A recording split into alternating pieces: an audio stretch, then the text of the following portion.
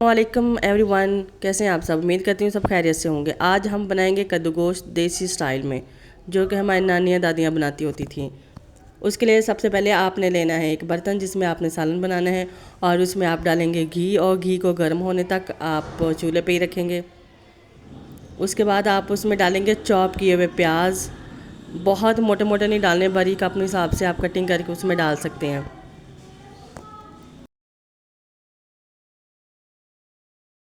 प्याज को लाइट सा ब्राउन करना है, और उसके बाद फिर आप उसमें डालेंगे अदरक लहसुन का पेस्ट।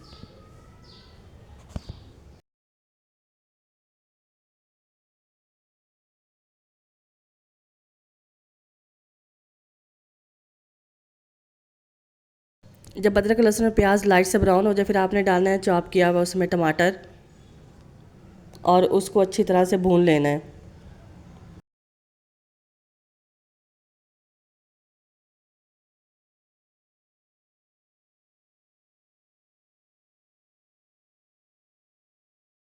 और अब इसमें ऐड करेंगे बारीक कटी हुई सब्ज़ मिर्च।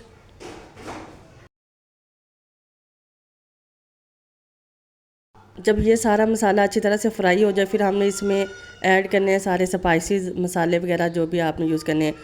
आधी चम्मच इसमें आपने लाल मिर्च डालनी है, और आधा चम्मच आपने नमक डालना। नमक आप अपने जायके के हिसाब से जिस तरह जितना आप खाते हैं। और उसके बाद आपने इसमें हल्दी ऐड करनी है आधा चम्मच, और उसके बाद आपने इसमें आधा चम्मच ही ज़ीरा ऐड करना है। आधा चम्मच काली मिर्च ऐड करनी है, और ये सारे मसाले को अच्छी तरह से भून लेना है।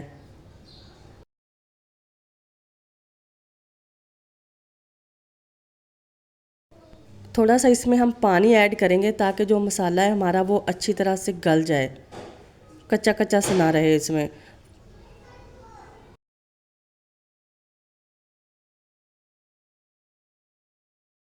पानी ऐड करने के बाद इसको थोड़ी देर के लिए ढक के रखेंगे, 1 से 1.5 मिनट के लिए ही। अब आप उठा के देखें ढक्कन, इसमें से पानी सारा खुश्क हो गया है, घी ऊपर आ गया है। इसका मतलब मसाला हमारा बहुत अच्छी तरह से गल गया हुआ है।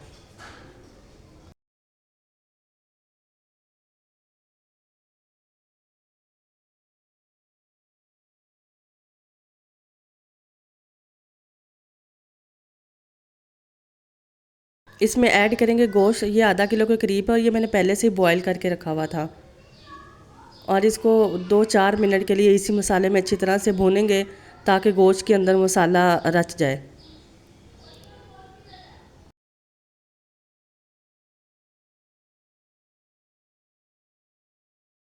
गोश्त अच्छे से भुन गया हुआ है। अब इसमें डालेंगे हम कद्दू। कद्दू भी काट के पहले से रखे हुए थे पानी में। पानी के बगैर अगर आप रखेंगे तो ये काले हो जाते हैं, इनको हमेशा आप पानी में काट के रखें। और अब इसको अच्छी तरह से भून लेंगे। कद्दू अपना पानी भी छोड़ता है, जब तक इसका पानी खुश्क होता है तब तक हम इसको भूनेंगे। और उसके बाद इसमें थोड़ा सा पानी और ऐड करेंगे ताकि ये कद्दू अच्छी तरह से गल जाए। ये देख लें, अभी तो इसको इसी के पानी में ही भूनना है। अच्छी तरह से इसको भून के फिर आपने इसमें पानी ऐड करना है, ताकि इसका जो कच्चापन है वो ना रहे। 1 कप के करीब हमने इसमें पानी ऐड किया है।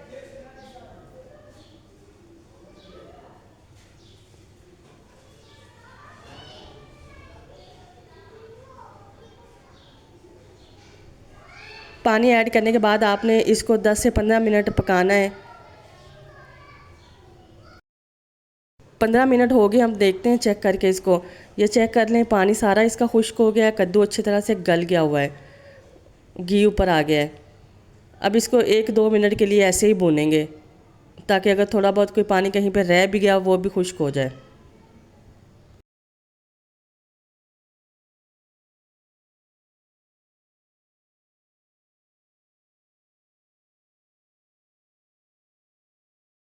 सालन पक के बिल्कुल रेडी है। इसमें हल्की सी धनिया ऐड करेंगे। सालन रेडी है। आप भी बना के इसको टेस्ट कीजिएगा और बताइएगा कमेंट्स में कैसा बना है। तब तक अपना ख्याल रखिएगा। मिलते हैं इंशाल्लाह नेक्स्ट व्लॉग में। अल्लाह हाफिज़।